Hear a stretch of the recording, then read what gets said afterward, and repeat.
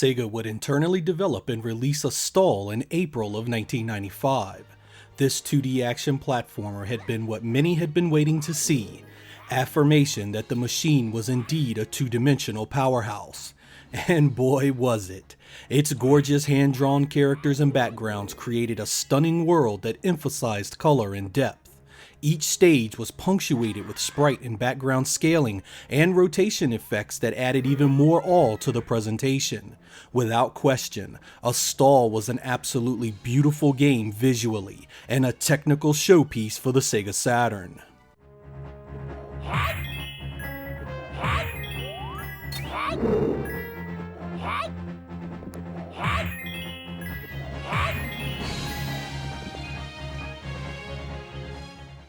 Its sound and music presentation would hold its own as well, with a fully voiced opening theme song and a classical score that reflected the stage it was paired with. Astal wasn't just a great looking game, but also a great sounding game.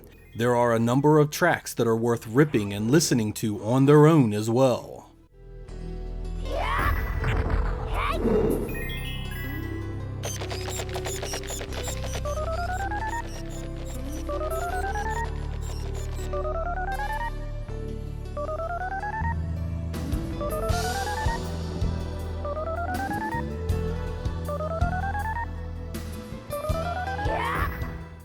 Astal's gameplay is often its lone point of contention. Many felt for a 32-bit release in 1995, the game played surprisingly similar to 8 and 16-bit platformers before it. In effect, it wasn't doing anything new or revolutionary. I can't argue with this, as Astal is certainly tied to a platforming formula we have all seen many times before. Where I do feel the game exceeds many of its forebearers is in the game's design and presentation.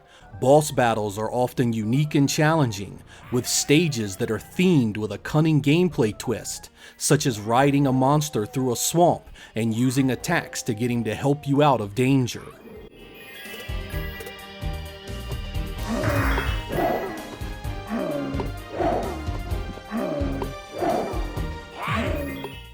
With 3D polygons all the rage in 1995, Astal slipped through the cracks and would not see any real success. 2D had become a bad word describing something old and tired, and Astal would perform so badly in North America that its European release was axed altogether. Perhaps also hurting the game in the West were the myriad of changes Sega had made to the game.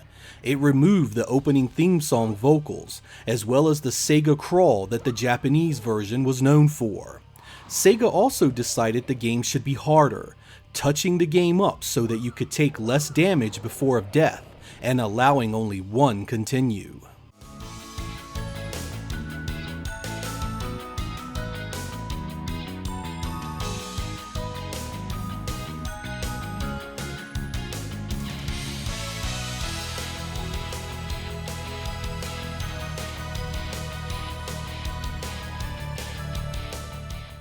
"32-bit history has a way of forgetting that games like Astal even existed.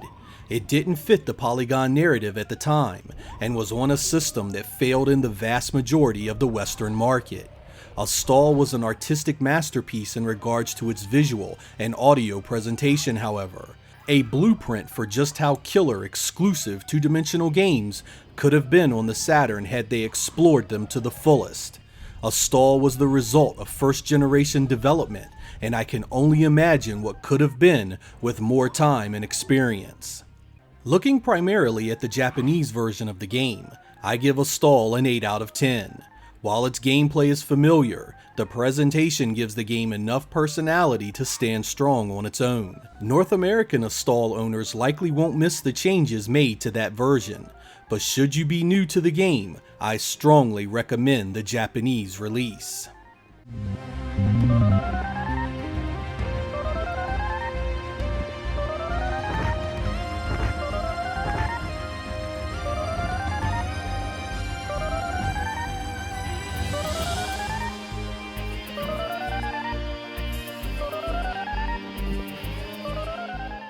And for your viewing and listening pleasure, here is the entirety of the opening of the Japanese Astal.